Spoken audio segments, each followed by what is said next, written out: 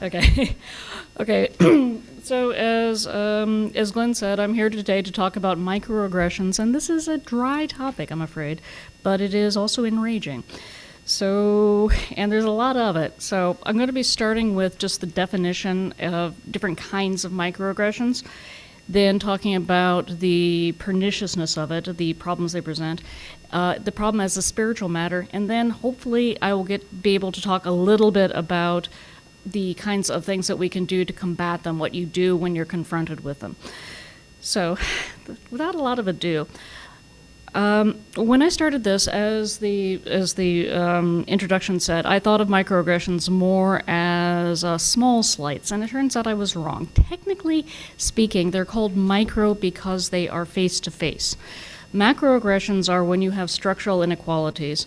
So, for instance, something that is baked into something like hiring practices, or you've already got a social structure in place, like all the board members are white, or this is one for me, physical environment is set up in a certain way. Like, I'm sure if you're a woman and you've gone to the gym, you know how everything is set in 15-pound increments. That's just a little bit too much, right? 5 pound is good for me. So that's a physical environment, or some sort of statutory regulations or conventions, such as all the paid holidays being Christian, or the generic pronouns being he and him. Those are macroaggressions, and they are at the large scale. And they're at the institutional scale. The microaggressions are at the personal scale, face-to-face or small group, one-offs, not something that's encoded into any sort of law or institution. But that doesn't mean that they can't be pretty racist. Some of the things that I saw, I thought were just like straight-up racism. You know, I didn't think of them as microaggressions. I thought them as aggressions. But they are apparently still considered microaggressions if they are face-to-face.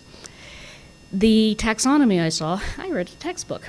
The taxonomy I saw was micro-assaults, micro-insults, and micro-invalidations. Micro-assaults are the kinds that you would think of as just straight-up racism, sexism, whatever. So name-calling, avoidant behavior, or purposeful discriminatory action, including in environmental, verbal statements, or actions. So you can see why I think that these are just straight-up normal racism, but they're considered micro because they're face-to-face, because they're things like showing pictures of nooses, wearing Chief Yahoo on your outfit, putting up pinup, not so much that Playboy is such a thing anymore, but putting up pinups. Verbal, telling racist jokes, surprise, calling people names, surprise. Actions, the ones that start to get into the area where it's a little bit harder to tell. If you do something like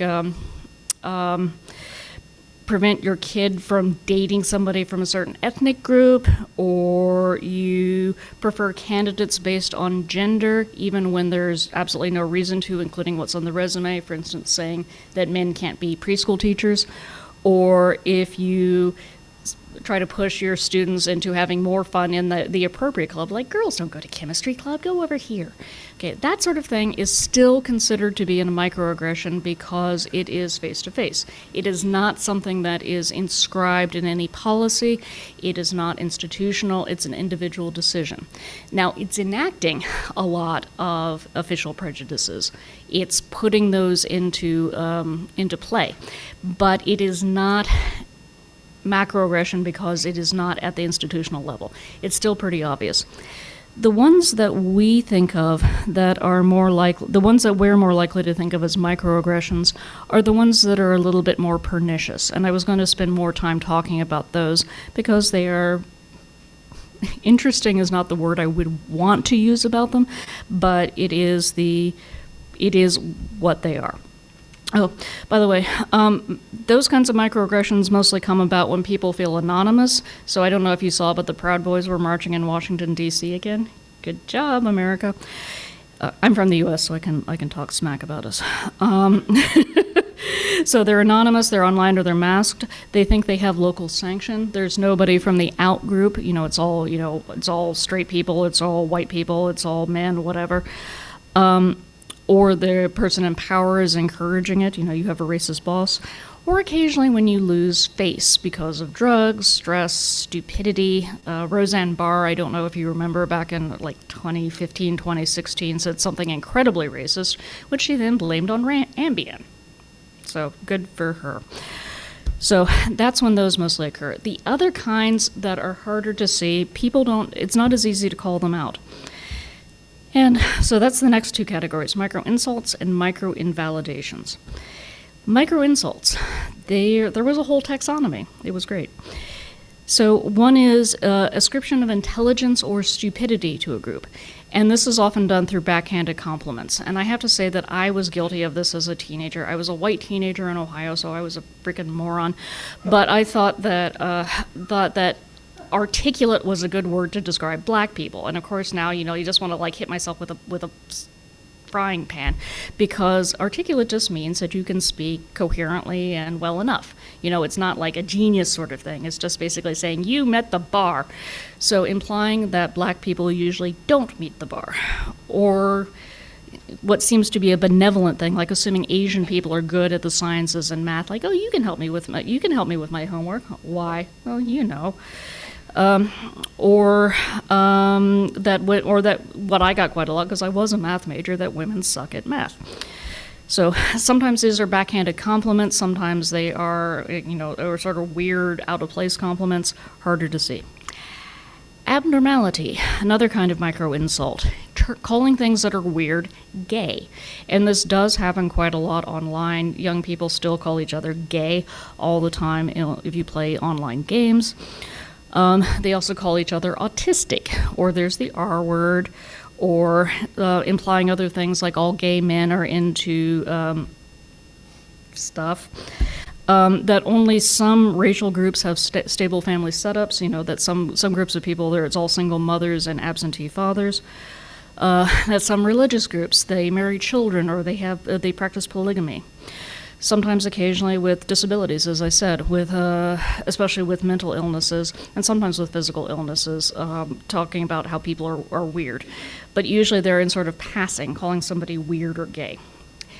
Criminality, that's a big one. And it's not just calling people thugs or pedophiles, it's just simple behavior, such as white people refusing to get on an elevator if the only other person getting on is somebody of color. Or, this is a big favorite of a lot of black people, being followed around in a department store because they're black. People being asked for more proof of identity. A couple years ago, back in Vancouver's, a indigenous guy was arrested, a grandfather, because all he had was his tribal ID. Okay. Or again, something like straight people saying gay people are pedophiles. Pathologizing cultural values and communication styles, which is basically saying don't act weird. So telling people not to talk so loudly, or conversely to speak up more, depending on what their cultural values are. Don't talk about your cultural values or practices. So I saw this a lot in the United States, people getting super mad about Muslim prayer mats and not caring about cigarette breaks. Why? It's your 15 minutes, you do what you want. The subtext here is often do not be out of control, do not be weird, do not be loud, do not be strange. Second-class citizen, okay? Assuming black and Hispanic people can't afford things. So in the book they had an example of an NFL player who was sort of down-dressed, and the gate person said, this is VIP sitting only, right? I was like, well, good job, lady. That women are nurses and not doctors. You wear the same basic scrubs, and women will often be assumed to be nurses rather than doctors. Getting seated in better or worse parts of the restaurant, depending on your race or ethnicity. And it doesn't necessarily have to do with like being down-dressed. Somebody can be dressed perfectly nicely and still be seated at the back, and you wonder why, and you don't actually have to wonder why that much. Sexual objectification, which is the obvious, duh. But it's also when women are used as decoration, when women are expected to present differently and more sexily. So, for instance, if there's a set of headshots for men in a comedy show, for instance, you might see that the men, it's just like a headshot, and for the woman, it's a headshot, right? So it's, Commenting on women's sexual desirability. Do not ever go into anything on the internet after any women's event in the Olympics, because it will be about half talking about whether or not the poster wants to have sex with the shot putter or whoever. Denigrating gay and trans people is ugly and either effeminate or manly, whichever one you don't like. So basically saying they're not somebody I would want to have sex with, and that is a measure that I should be allowed to place upon them. And so these multiply. If you go online, this is a lot of my experience, you don't run into these things quite as much face-to-face anymore. But if you go online, you'll see that East Asian women are often fetishized as being particularly cute and girly and submissive and docile and all sorts of horrible things. Whereas if you look at how Black and Latino men are treated and Black and Latina women are treated, they're treated as being much more out of control, criminal, what have you. So it varies by the context. But these are all forms of insults. Now, when I put them this way, they're pretty obvious, but in the moment, it can be a sort of passing thing, and I'll come back to that, why it's so pernicious. Then we turn to micro-invalidations as opposed to insults. These are excluding people from places and events, but also denying the reality of what they know to be true. So denying their experiences. So alien in one's own land. East Asian, this is more from my experience, but people of East Asian descent and Latinx, like Latinx people in the United States are both considered to be foreigners, no matter if they were born there or not. I saw a 7-Up commercial or something, Coke commercial from the 1976 Olympics where some guy goes up to an East Asian guy and he's like a skier and he's like, Coke, me America, where are you from? United States. And it was like, oh my God, now it's like, it's a horrible sort of commercial, but that's, the sort of impression that some people don't belong here. And some people are exotic, and some people are invaders, and you can see that in the United States. And you can also sometimes see that with people with disabilities, not just structural inequalities, but actually being guided around places. Like, don't touch people that are in wheelchairs. That's not something that's nice. They belong there just as much as you do. The rest are often statements not about other people, but about one's self. So, for instance, saying that you are color, gender, or sexual orientation blind. We're all just human. I don't see race. Which means, don't talk about this thing. You just haven't assimilated well enough. I don't see anything bad happening. You must be imagining it. I don't have privilege. No one has to do anything about racism because it doesn't exist. Okay, that's the subtext, right? We're saying, like, I don't see color. Then there is the more individualized form, also known as I have a friend. I can't be morally flawed. I can't be racist. I have a Black friend. I don't discriminate. I have a gay friend. What everything I just said is objective because I wouldn't be mean to my friend. Okay, so taking that kind of approach to it. Finally, perhaps the most pernicious one, as far as I'm concerned, the meritocracy. People who already have it pretty well, and they tend to be, at least in the US and Canada, overwhelmingly white and mostly male, pretty overwhelmingly, think that race, class, gender, etc. don't really matter, that it's a level playing field. We hire by resume, not by skin color. The best person will get the job. If you are the best, if you work hard, if you're intelligent, if you are self-disciplined, if you have good values, you will succeed. Now, that's the positive side of what they're saying. But if you turn it around, the flip side is, okay, if you didn't succeed, maybe you're stupid, maybe you're lazy, maybe you're just reckless. So there's a hidden message on the underside of that. Okay, so those are the three major categories. Micro assaults, just straight up, out and out grossness. Micro assaults, straight out grossness. Micro insults, what they sound like, and micro invalidations, trying to exclude people from places. Now, the harm is just as real as any other kind of racism, just straight up. They keep people from getting jobs. It keeps people from getting better healthcare. Healthcare outcomes are strongly indexed to one's race and gender, and other kinds of statuses, any sort of personal advancement, status, respect, accumulating wealth as opposed to an income, and even just being physically safe. I mean, if you can't get a cab at certain times of night in Washington, D.C., you're in a lot of trouble. And certainly D.C. is one of the places, New York City, others. People can't get cabs sometimes if they're a black guy. The other thing is that these are exhausting. They're just pernicious. They're harder to dig out because there's very little to point to. I mean, what are you going to say? That guy looked at me funny. Okay, people say that, but then they sound crazy, right? You're going to sound weird if you say that guy looked at me funny. They may be erratic. It may depend on who else is in the room. It may depend on their particular mood that day.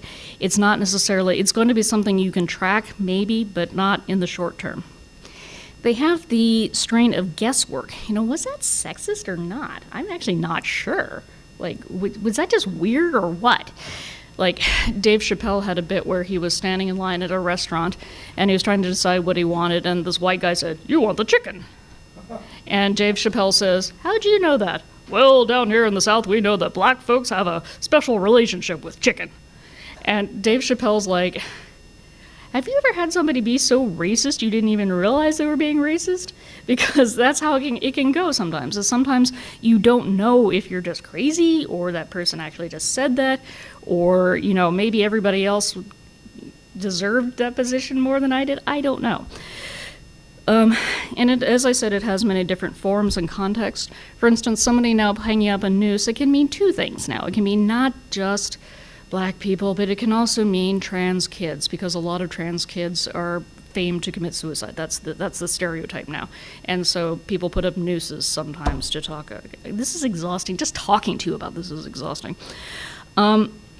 East Asians and Latinx people are both outsiders, but one is exotic and one is an invader. It can vary so much. So studies show that, at least some studies show that people report that these microaggressions are more tiring and they're more exhausting than just straight up racism or sexism or homophobia. I mean, if somebody calls me the C word, I know what's going on, right? But, if somebody says, "Oh, you didn't make it into the math club," is it really because I didn't make it into the math club, or is it because you assumed the boys who did worse would do better over time? What's going on here? So these end up being a pattern. This ends up being sort of your daily life.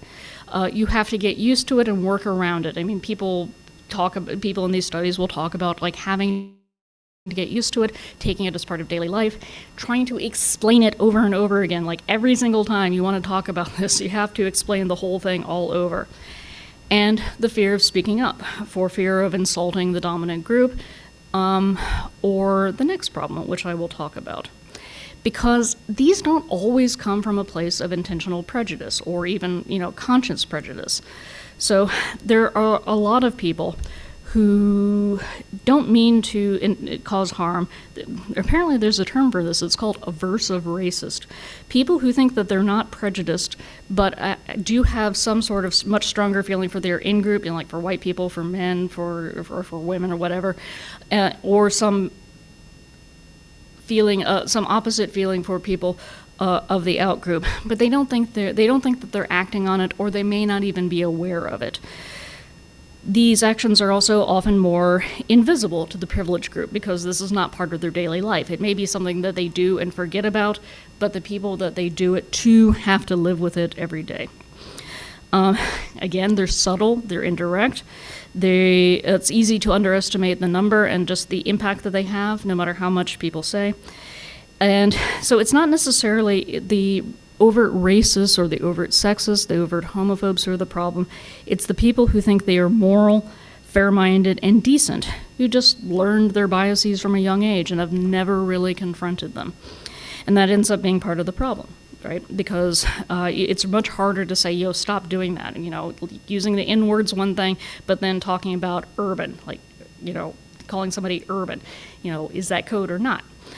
Okay, so as a result, because they are so pernicious, they They perpetuate the structures they come from. This is one way of enacting racism in a daily way, or racism is the most commonly referred to, but also sexism, homophobia, ableism, what have you. It normalizes these beliefs. As I said, you start to think that it's acceptable to refer to only one racial group as articulate, or that urban is an okay way to talk about certain problems in society as you see them. Or not even just thinking it's not even really that bad. Like, what's up with you? I gave you a compliment. I was complimenting you. Why are you so sensitive? Why are you such a snowflake? So that's why it gets all so wrapped up, and when it's hard to point to, and it's from people who often are of goodwill and just don't realize what's going on inside their brains. Okay, so happy. So spirituality.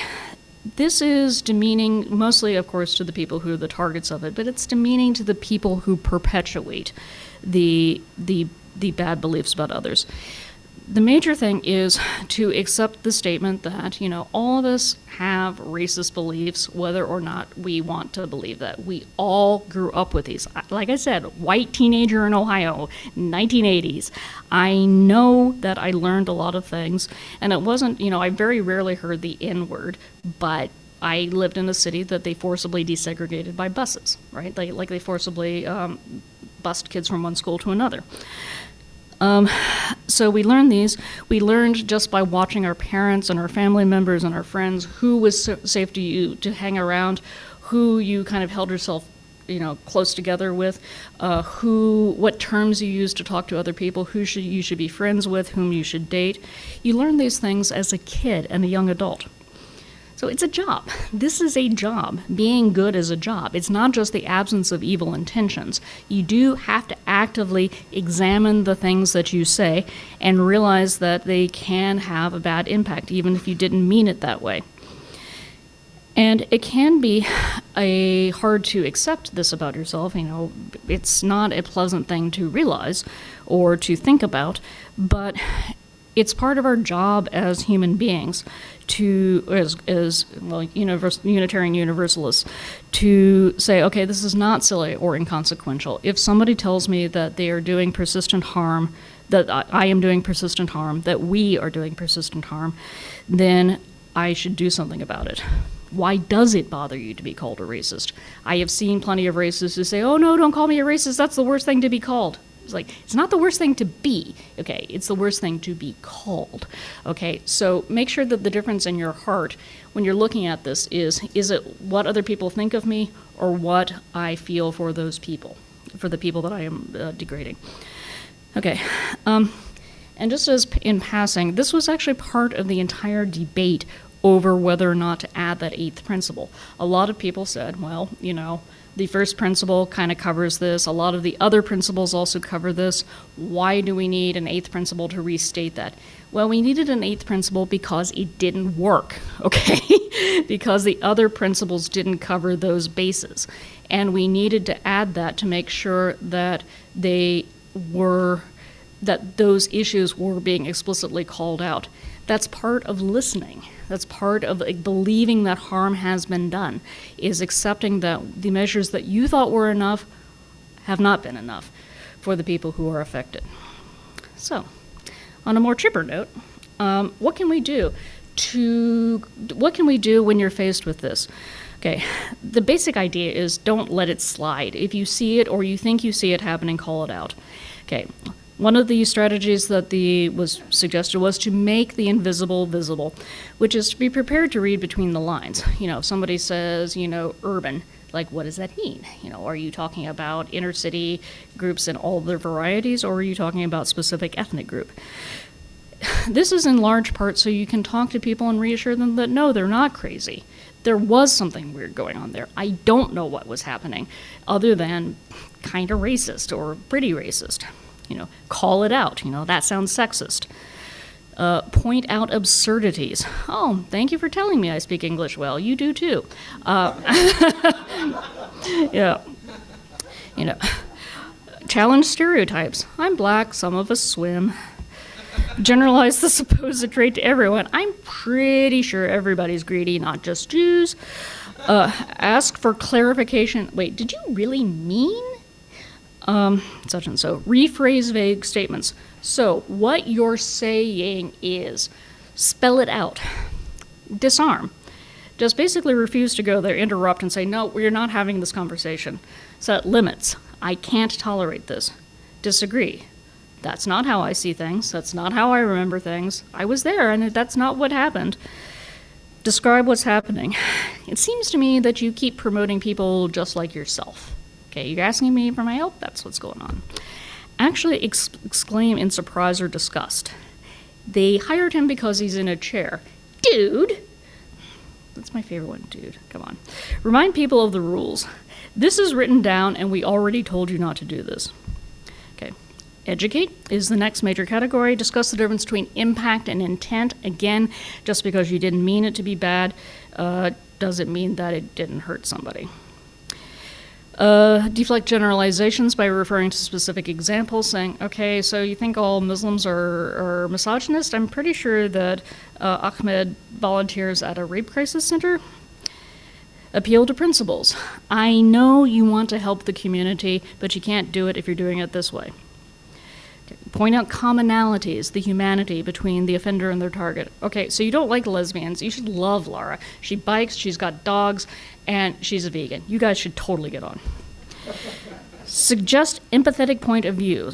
How can you say that about black men? I know Andre's in a tough custody battle. He wants nothing more to be in with his kids. Stop talking about that. Stop using that stereotype. And then finally, appeal to greed. Point out what the offender is losing. Okay, you want to hire more talented programmers, right? But you keep turning down all the women. Maybe you should look at them. Finally, this is tiring, as I said. Just talking about it is tiring. So for you yourself, I mean, it's not as tiring as being the target of it, but you might get a little bit of better idea of how tiring it is if you were calling it out. Have a support group, such as a UU church. And be willing to report things. Some people may not be able to report things for their own sake because they are afraid of losing their jobs or what have you, or it might sound self-centered coming from themselves. But if a man calls out sexism, a white person calls out racism against black people, it's at least at least you take away that excuse that you're only saying it because you're a snowflake who's part of that community. So, that was the chipper speed run through microaggressions, and I hope we have a good conversation.